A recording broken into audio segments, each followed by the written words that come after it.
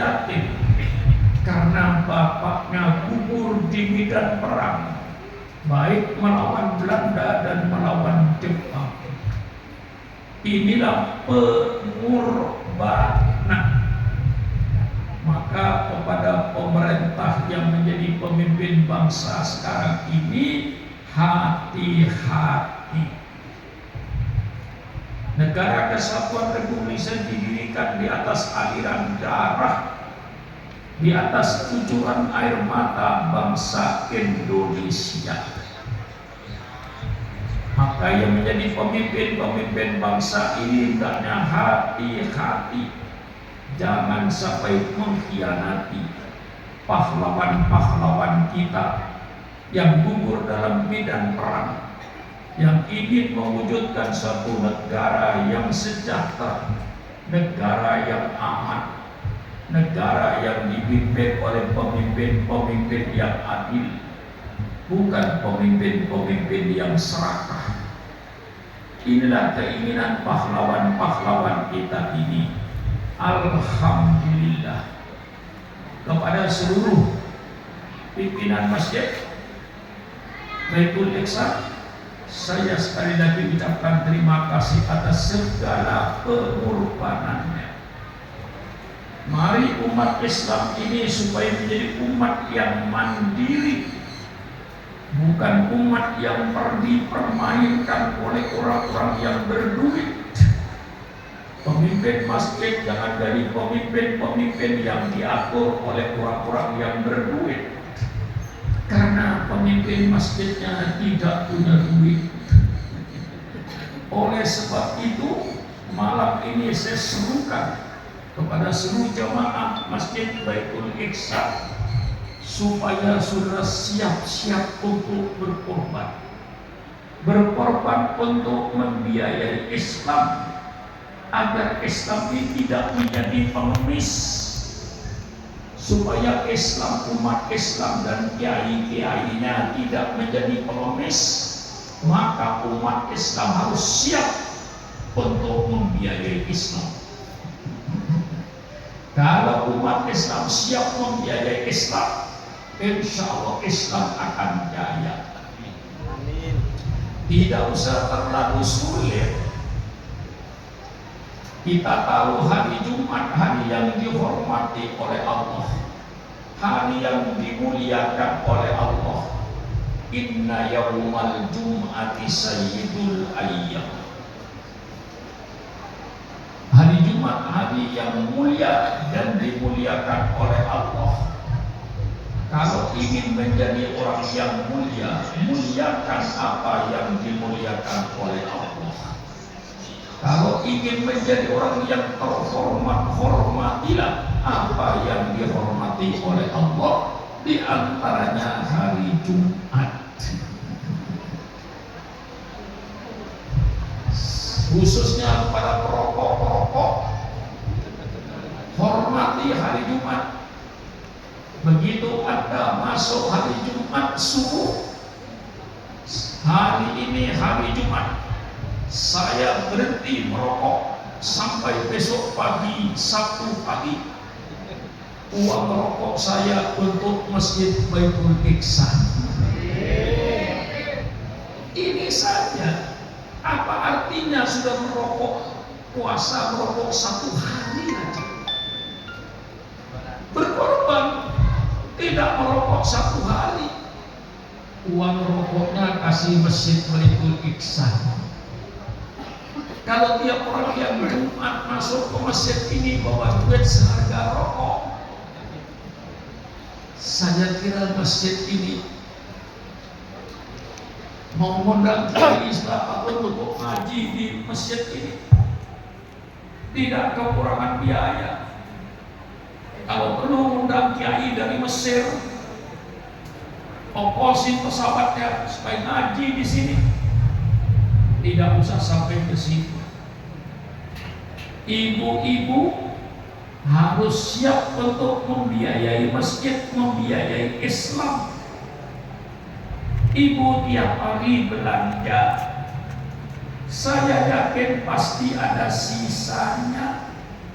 Apakah sisanya 2.000, 3.000, 4.000? Ibu masukkan kotak, Bu. Jumat pagi dibuka, Bu.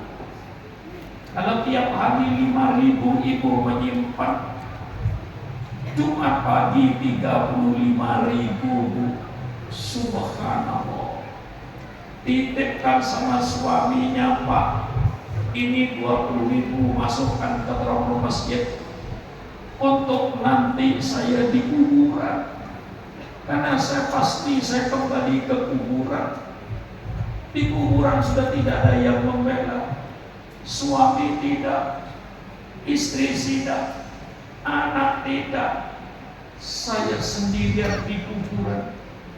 Yang akan menghibur saya duit 20.000 yang dimasukkan ke terowongan masjid ini.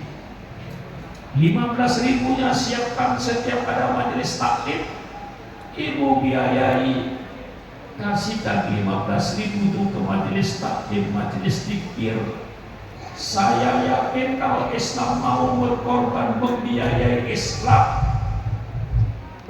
di Indonesia akan jaya. Pemimpin-pemimpin Islam akan gagah, tidak menjadi pengemis-pengemis ke Yahudi yang kadang-kadang diatur oleh orang Yahudi. Datang ke Yahudi, pulang dari Yahudi, bawa pikiran Yahudi, bukan pikiran Islam.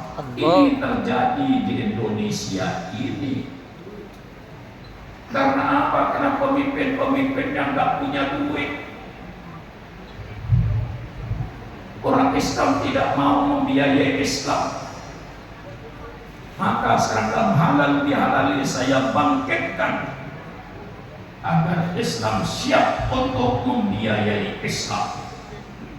Pesantren hidup, masjid hidup, majelis taklim hidup, dipimpin oleh kiai yang independen, kiai yang tidak didikte oleh Yahudi, kiai yang tidak didikte oleh konglomerat, kiai yang berdiri di atas Al-Quran dan di atas sunnah Rasulullah. Karena kiainya mandiri, umat Islam mau membiayai. Dan ibu-ibu yang di depan saya ini siap untuk membiayai Islam. Bapak-bapak siap untuk membiayai Islam, untuk kejayaan Islam. Supaya Islam itu jaya, bukan menjadi agama yang peminta-minta, tapi dengan kesadaran umatnya, saya wajib membiayai Islam sesuai dengan perintah Allah, baik dalam Al-Quran dan Sunnah Rasulullah. Wajahidu bi amwalikum wa anfusikum, berjuanglah kau di jalan Allah dengan hartamu. Seberapa persen ibu menyingkirkan hartanya untuk Islam? Seberapa persen bapak-bapak menyingkirkan hartanya untuk Islam? Malam ini bikin pertanyaan. Jangan mimpi Islam akan jaya. Islam akan dipermainkan kayak bola di kaki anak kecil. Kalau umat Islam sudah tidak mandiri, diatur oleh orang yang punya duit, diatur oleh Yahudi. Ini yang sangat membahayakan masa depan umat Islam. Maka Islam harus dibiayai oleh umat Islam sendiri. Rasulullah sallallahu alaihi wasallam bersabda, al-qayyisu man dana nafsahu wa amila lima ba'dal maut. Orang yang bijaksana, orang yang berpikir sehat. Saya terjemahkan dengan lebih ekstrim, orang yang berotak. Siapa orang yang berotak itu? Orang yang berotak itu ialah orang yang menggadaikan dirinya kepada Allah dan berbuat untuk nanti setelah mati. Itu orang yang berotak. Saya berbuat untuk nanti saya di kuburan. Saya sholat untuk nanti saya di kuburan. Saya puasa untuk nanti sholat di kuburan. untuk nanti persiapan saya di kuburan. Saya sedekah untuk nanti saya di kuburan. Saya sedekah, saya biayai agama saya untuk nanti saya di kuburan. Itu orang yang berotak. Orang yang tidak berotak, orang yang tertipu dengan kehidupan dunia, dia cuma untuk mengumpulkan dunia, mengumpulkan harta-harta, hanya untuk berfoya-foya di dunia, hanya untuk bermewah-mewahan di dunia, tidak memikirkan nanti setelah dia di kuburan. Itu orang yang tidak berotak. Jadi saya agak keraskan, terjemahannya itu sedikit ekstrim supaya kita sadar bahwa kita akan kembali ke kuburan.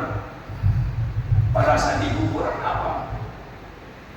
Suaminya nggak membela, yang laki-laki istrinya nggak membela, anak nggak membela.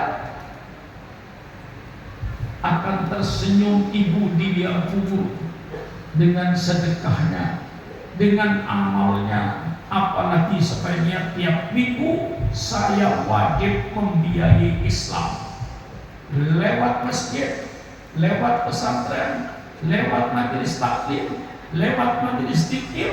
Mari kita biayai semua itu supaya Islam hidup di negara kesatuan Republik Indonesia. Nah, ini saya muqaddimah saya untuk agar kita ini berotak, pakai otak, bahwa saya nanti pasti mati, yang kaya mati, yang presiden mati, yang raja mati. Siapa yang tidak mati? Ulama besar pun mati. Setelah mati, selesailah hidup di dunia, akan hidup di alam akhirat.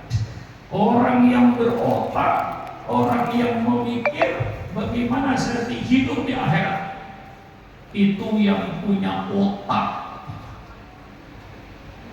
Kalau saudara tidak berpikir nanti setelah mati, berarti